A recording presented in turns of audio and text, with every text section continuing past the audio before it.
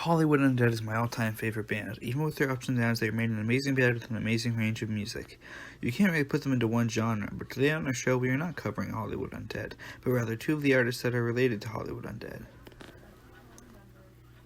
Deuce, who was a member of Hollywood Undead from its formation until 2010, and Lorene Drive, a band founded by Hollywood Undead's current lead singer Danny. My name is Awesome, and in honor of the new album New Empire Volumes 1 and 2, I'm here to begin reviewing their albums and covering the history and story of Hollywood Undead. That being said, let's begin. Jeffrey Phillips was born September 6, 1978. George Arthur Reagan was born in Los Angeles, California on June 24, 1981. Matthew Busak was born April 1, 1982. Daniel Murrilo was born November 21, 1982. Aron was born on March 2, 1983, in Los Angeles, California. He knew future bandmate J-Dog from a very young age, and they grew up together. Joral Decker was born in Los Angeles, California on May 1, 1984. His mother was, as J-Dog describes, a hippie, and his father was a truck driver and insisted on Joral becoming a truck driver later on in life as well. He first met future bandmate Johnny Three Tears when he was very young, but they did not like each other when they first met. He grew up with Deuce and hung out regularly with Charlie Sheen's older brother Jake Terrell. His first musical interest was when his mom took him to see the British band The Who live when he was 13, and it motivated him to start making music, and the bass player of the band specifically made him have a particular interest in playing bass. He also never went to high school or college and was never really schooled by his parents due to his mother's disapproval of the public school system. During his teenage years, Joral wanted to be in a gang and started hanging out with several members of gangs. Eventually, his parents sent him away to a reform school in New Mexico to spend time away from the gang violence and nature of Los Angeles. His father also eventually started working there since his family couldn't afford it. When asked about living there, Joral stated, "I hated it at the time, but in retrospect, after I left there, I realized that it really saved my life." He was at the reform school for a year before graduating the program, only to be sent back 2 years later. After he got out of the reform school, he started playing in several bands, some of which his future Hollywood Undead bandmates were present in as well. Jordan Terrell was born in Burbank, California on September 3, 1985. He knew future bandmate Funny Man from a young age, and they hung out very regularly growing up.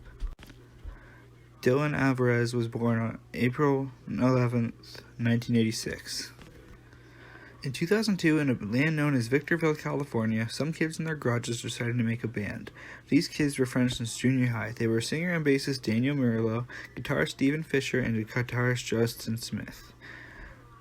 Once they had a drummer, Chris Comox, they became Lorene Drive, taking a not particularly good band name from the Victorville street that Smith lived on at the time.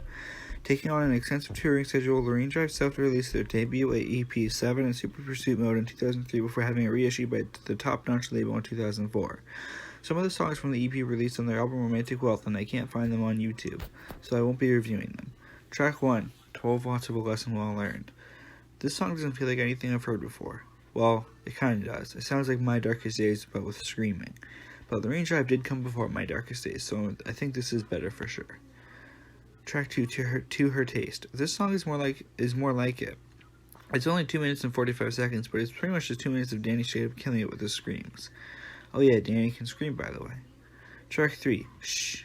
There's something about this song that I don't really understand. I don't like this song. Track 4, Stonewashed. This song is one of the better ones from the EP, but my favorite has to be To Her Taste.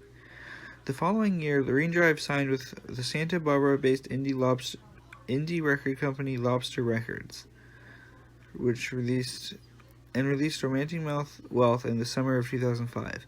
Now, I was going to order this album online and add it to my collection of CDs, but it's so rare that the cheapest was nearly $70, and to be honest, I'm willing to spend money on a lot of things, but I don't think I'm going to spend $70 on a CD that'll probably ruin one day.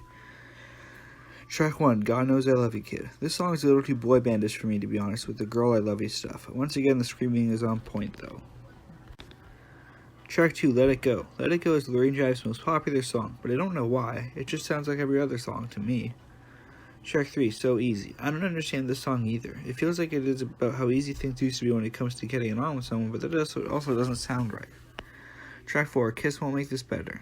This song is 3 minutes and 33 seconds, but honestly, it feels a lot shorter. Track 5, A Song in the Key of Sex. This song is weird. Track 6, Kill Your Lover. This is the only song from Lorene Drive with any profanity. Track 7, Lip Service. This song feels incredibly forced and sounds just like something from My Darkest Days, but I'm sure Matt Walston never heard of Lorene Drive before he created My Darkest Days. But who knows, maybe one day we'll get a Matt Walston Daniel Murrilo side project.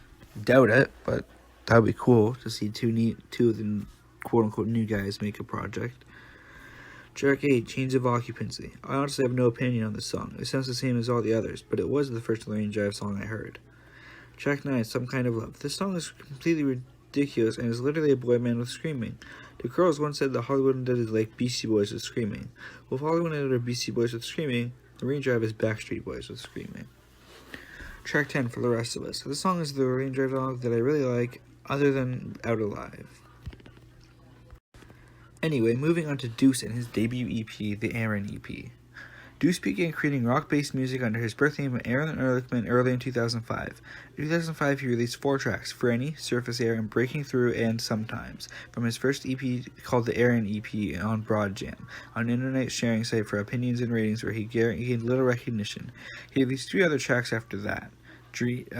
What were they? Dreams...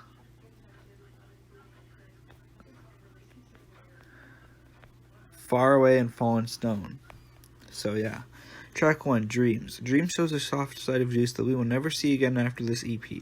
Maybe a little on Invincible and Nightmare and his songs single together, and maybe on 9 Lives with Gravestone in the one, but other than that it's mostly diss tracks and rap.